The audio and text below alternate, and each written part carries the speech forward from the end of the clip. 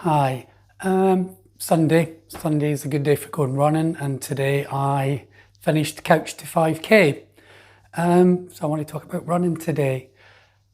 Running is something I used to do, something I used to do regularly from work. I would go out maybe once or twice a week, go into the park and basically, go for a run, usually about 5 kilometers. So it's something that, I did regularly for quite a long time, but then I just kind of stopped and I've been trying to work out when. And I reckon it was about maybe 10 years since the last time I was running with any regularity and maybe even, going for, I remember doing like a 10K race. It would have been sometime in 2011. And that's probably the last time I was doing any real running. So I just sort of dropped off and I stopped doing it. But if we look back, I tend to keep a record of the exercise that I've been doing. And it looks as if in January 2020, I started trying to run again. So once again, I was going into the park and running, but I wasn't getting very far and it wasn't going very well. So I think after about 3 runs in January, it just sort of petered out, just sort of dropped away and I stopped again. And obviously we went into lockdown and, we're looking for things to do and just, became much more about doing things from home. So I started doing Couch to 5K on the 21st of June last year. If anybody knows Couch to 5K, for those that don't, it's a sort of, it's a healthy program. I think it's NHS run, but the BBC are big at promoting it. And the idea, it's a 9-week program to get you from, being fairly sedentary, not really doing any exercise at all, to being able to run 5K consistently. And the idea, it's a 9-week program and it's 3 runs per week, so 27 runs in total. Now, if I'm saying that I just finished it last week, that's a fairly good indication that it took me a lot longer than the prescribed time to actually get this done. And I think I just probably explained why that was. So when you first start doing it, it's quite easy. You're doing a lot of like interval runs, so you have to run for a little while and then you walk for a bit, run for a little while, and so on. So the first few weeks, weeks 1, 2, and 3, if you get any kind of fitness at all, you're going to get through them without any difficulty. And then obviously when you get into week 4 and 5, then, it becomes more difficult, and it becomes more challenging. And basically week 5 was my nemesis. And I would finish week 5 and I would start week 6 and I would get an injury. And it was always pretty much the same injury. It was a calf strain. It wasn't always in the same leg. Sometimes, I seemed to be doing it with either of them. So I'd pull my calf, then I'd stop for a period of time until I felt it was better. I'd go back a bit, so I'd go back to the previous week or maybe the week before that, depending on how long I'd been off. And then I would start running again. And then I would run and everything would be okay. And I would get up to this week 5 thing and then ping, there would go my calf or whatever. And it would, I'd have to stop again. So it was getting quite frustrating. And so, yeah, it's really frustrating. And the breaks were getting longer and the runs were getting less frequent. So, I was having like 3, 4, 5 weeks off and having to go back and start again. And I've looked back, the runs I was doing. And sometimes I was only running once a month. So I think around about July, it all started going wrong. And if I look in August and September, I was down to like 1 run a month. So that's not good, it wasn't working for me. So did a bit of research, had a look online, tried to figure out what was going on with me.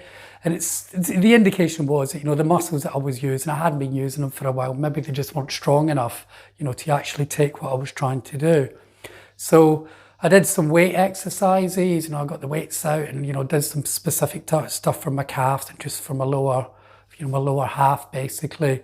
But also what I did as well is I bought some support sleeves for my calves, which I always wear them under tights. I'm not sure they're ever going to see the light of day, but I bought them, and so I started running in them. And I had a conversation with someone at work, a friend whose dad is a runner and her dad is around about the same age as me. And he sort of says running is pain. And what he was kind of meaning is you're never 100% when you're going running. There's usually something wrong. And that kind of went in a little bit. That stuck in my head a bit. So anyway, so I started running again. So now I've got I've got my armour on. I've got my sleeves in my legs. I've done a bit of weight, so I'm feeling a little bit better about it.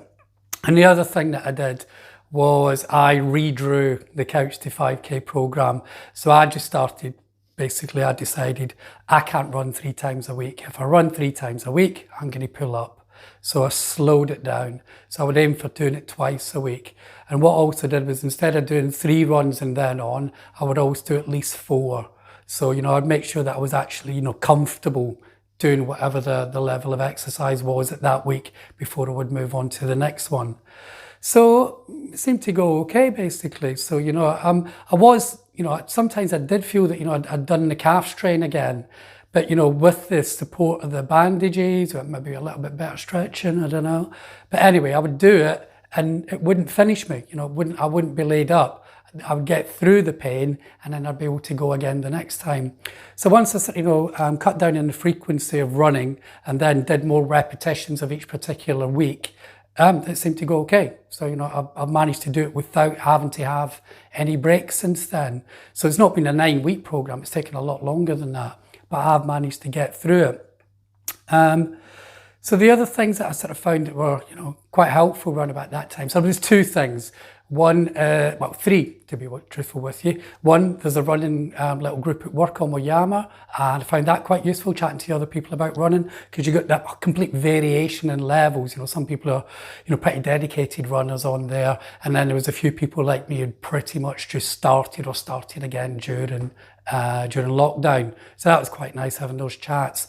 Strava, I also found really useful. So I started this new way of doing it in November, and by run 6, I'd started recording my runs on Strava, and I found that I'm a big social media fan. I think you can probably tell that.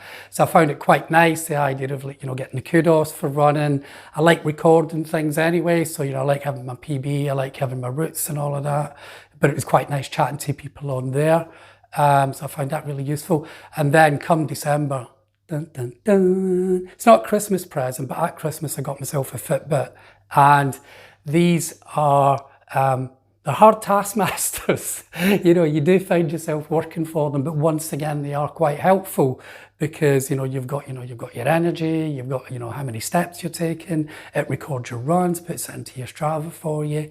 So all of that is quite good. So I basically, with this sort of support network round about me, I managed to sort of keep going. One of the things with Strava, as I say, I like social media, and I was logging onto Strava, and I noticed that a lot of the people that I knew just went with the default name for the run. So it was morning run, lunchtime run, afternoon run, evening run. And I thought, that is really boring. That's, pretty dull. So I decided to come up with like a naming system for my runs, and I decided to name them after demons. So I had a few demons, I had a few that I knew already, but then obviously the deeper I got into it, then I had to actually start researching demons. So each run, there was a bit of preparation involved. I was quite fussy about what I was wearing as well, and I bought loads of running gear, and it was all very colour coordinated. But the other thing was I had to research a demon before each run. And so, it was good. It's an interesting thing to do. Every culture has demons. So you could just sort of say, well, I'm a bit bored with the whole Christian thing now. So let's see what Native Americans have got to offer me. Or Zoroastrianism, something like that. And you would go and sort of find a demon. I'm going to retire that now. Maybe not straight away. I used it today for the last run. And actually, I've been saving a demon, which is a sort of spring demon. So I'm going to use her in the next couple of weeks, and I'm going to try and think of something else to name my runs after. So where I am now is basically I usually run kind of the same route, but so far it's been governed by the timing thing. So now I'm doing 30 minutes runs, and a 30-minute run doesn't quite get me for what I'm now thinking of as my regular running route, which is like 3 laps of a big area and then 2 laps of a small area. So I'm just slightly short of that right now. So I think what I'm going to do is I'm going to do run 27 again, because once again I do quite like repeating them, just to so that I feel comfortable with it. I've noticed that I've done a quick one and a slow one, so I just like to do another one. But after I've done that, then I'm going to start and being quite disciplined about the run that I'm doing, and so make sure that I'm doing the same distance every week. Then it's about times. Then it's about kind of get a little bit quicker. I'm not going to go crazy.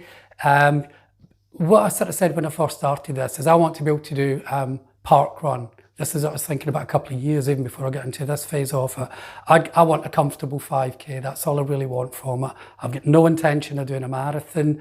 I've got no intention of doing a half marathon. Even a 10K, I actually think I'm not really that fussy about doing that. So I think my run is going to end up being about, it looks as if it's about 3.5 miles. So that's what I'm going to do. I'm going to try and do that on a regular basis. I have to say, I think if I'm quite, if I'm lucky at the lights, or when I'm crossing one road, I should be able to sort of do the same run pretty much every week. And then I'm just kind of curious about, see what time I get. I'm sure I can knock a little bit off, a few seconds, maybe a minute, don't know. See how I go. Anyway, thanks for your time. If you are running, keep going. If you're thinking about it. I mean, it's what I've found as well. Is like I've lived here for just short, it's just short of 10 years now, and I didn't really go out in the local neighbourhood very much at all.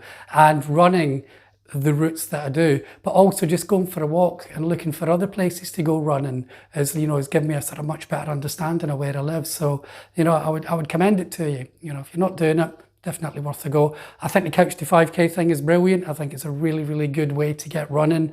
As I sort of say, the first few weeks are good. Personally, I would, as well as keeping the record on the app, I would keep a record on your phone or write it down or something.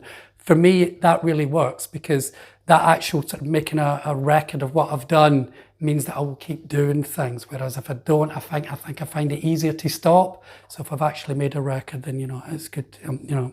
I'm more likely to stick with it.